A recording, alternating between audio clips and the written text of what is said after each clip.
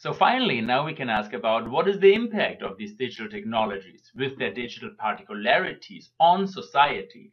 Well, first, I already said several times, it impacts actually every aspect of social life. That's why ICT are general purpose technologies, and that's why they lead to this most recent long wave in human progress. So let's focus on one very specific area of impact, which is the economy. That's very important because we're all part of it every day.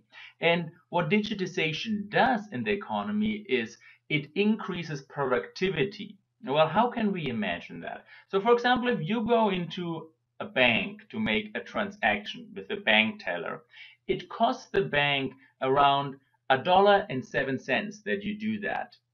Well, basically because the bank has to employ the bank teller. It needs a space for the bank teller to sit in, has to pay rent for this place where the bank teller sits, and it's a chair and whatever, it costs, that costs real money.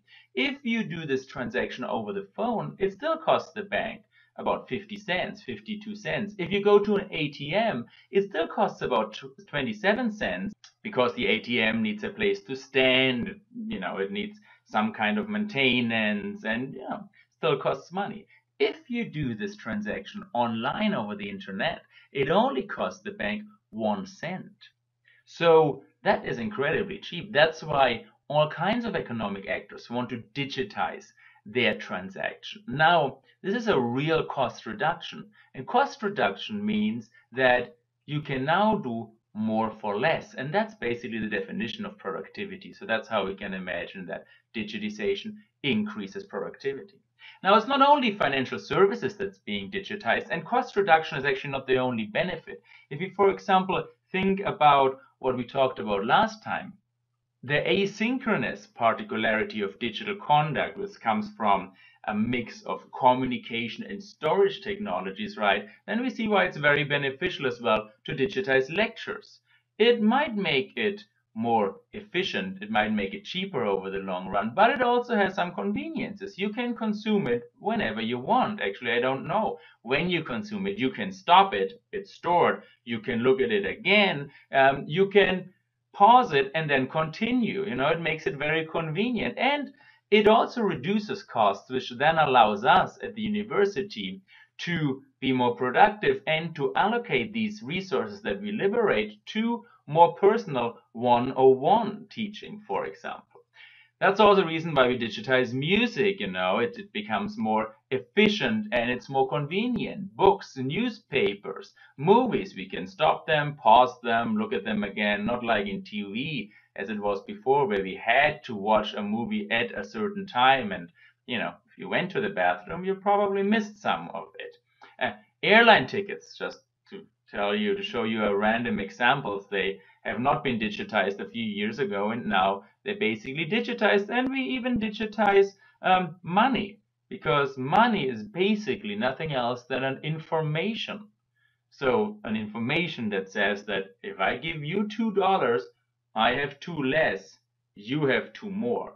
The fact that we store that information on a coin or a bill is just an arbitrary choice. We might as well store it in a cell phone and then make this transaction. And as Claude Shannon said, storing it in bits and bytes is the most efficient way we can actually do with it. Government services are being digitized, shopping, and actually all kinds of transactions and communication processes are being digitized because of these advantages. So bringing this to the level of the economy now, all kinds of enterprises and companies are starting to digitize the communication processes and transactions that happen within the enterprise. One, for example, is the process of enterprise resource planning, ERP, that basically manages all the resource planning that happens within the company. This then is connected to the supply chain management, SCM, which connects me to my suppliers. Then on the other hand, I have customers. So that's a customer relationship management platforms that basically digitizes the communication and transactions with my customer. Amazon, for example, to use this example again. When you buy something there, you see a customer relationship management platform that makes you suggestions, that knows you, that knows your information, your credit card information. It's convenient. You can buy with a click and so forth. Now, the business intelligence unit tries to hold all these different kinds of softwares together. Now, of course, my clients also have a supply chain management, and my suppliers have a customer relationship management.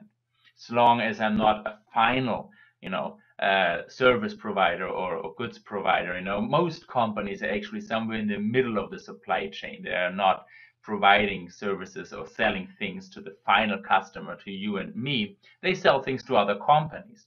And then again, my supplier has some suppliers who are also managing their transaction processes by these kinds of software, same as my clients usually have some clients, right? This would then be a provider to you and me, which are the final clients here.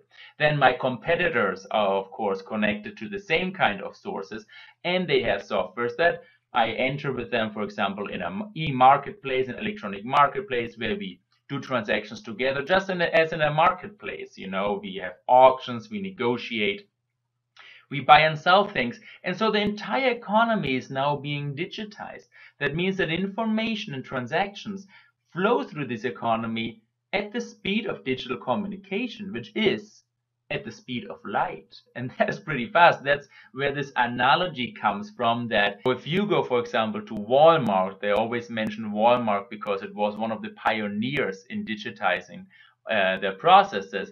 And you go to Walmart and pick a gallon of milk off the shelf, they already go and call the cow, because this information flows through the entire economy in real time, and you know exactly when, and you can calculate when somebody needs something. So transactions start to happen here in real time in the digital economy.